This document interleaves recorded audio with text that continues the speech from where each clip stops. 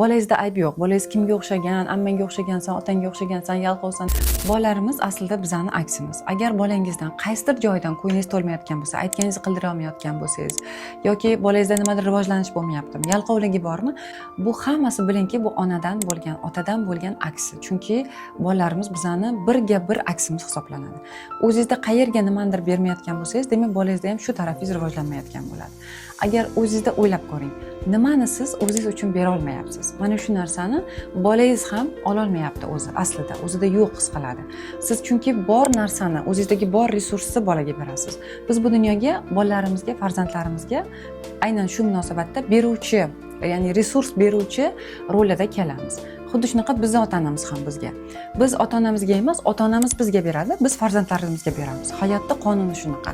Demakki, har bitta o'zimizga bergan resursimiz bu bizni farzandlarimizga bera oladigan resursimiz. O'shaning uchun bolangizda ayb yo'q. Bolangiz kimga o'xshagan, ammangga o'xshagansan, otangga o'xshagansan, yalqovsan degan gapni gapirmaslik kerak. Bu hamma narsa o'zimizdan.